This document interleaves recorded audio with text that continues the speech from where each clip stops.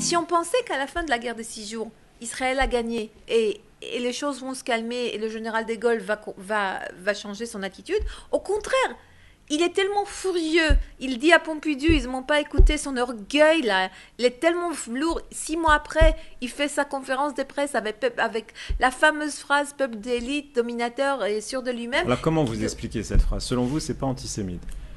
Écoutez, je sais que après on a vu dans tous les journaux, il y avait cette fameuse caricature avec le dessin de dessins Tim. On voilà, va le montrer à l'écran. Exactement. Ouais. Je veux vous dire qu'est-ce qu'on m'a dit par rapport à cette phrase. J'ai demandé au amiral Bloch, qui était un grand ami de l'État d'Israël. Pour lui, la phrase du général de Gaulle n'était pas du tout une insulte. Au contraire, c'était un compliment et un hommage à l'État juif.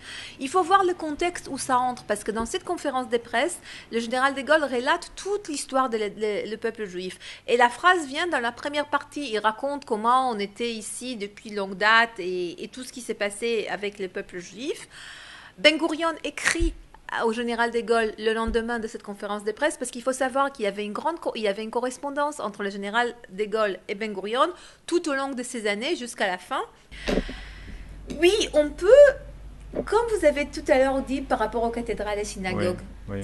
C'est pas blanc ou noir. Oui, on peut voir ça comme antisémite, et dans tous les titres de journaux français et en Israël, on a pris ça comme quelque chose d'antisémite, et De Gaulle est antisémite, etc., etc.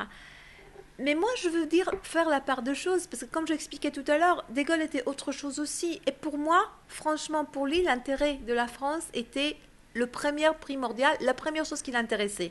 Et à ce moment-là, il était blessé dans son propre amour et orgueil. On ne l'a pas écouté, mais dire qu'il était antisémite, antisioniste, anti-Israël, non, je ne pense pas.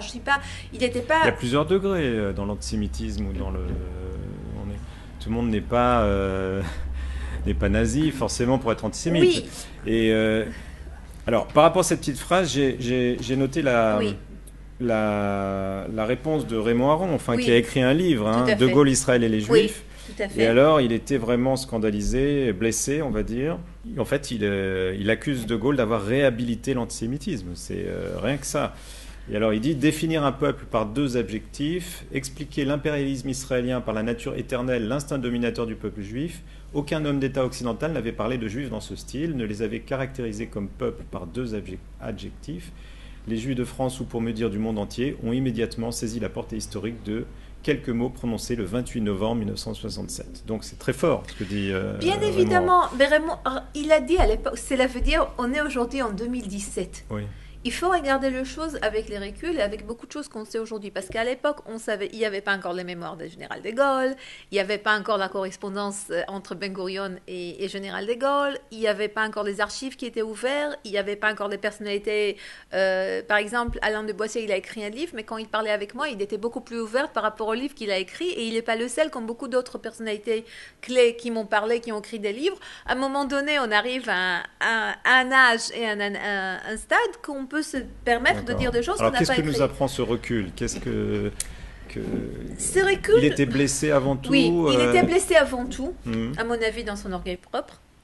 Il était aussi très lucide, parce qu'il savait que par rapport à ses intérêts de la France, qui étaient, comme je dis, en première ligne pour lui, c'est les intérêts, c'est le pays arabe, c'est le pétrole, c'est tout cette globalité, contexte-là. Pour se racheter une image après la guerre d'Algérie. Exactement. Ouais. Et aussi, il faut voir aussi que tout de suite, il a dit tout de suite que ces territoires-là qu'Israël a gagnés, en fait, vont être...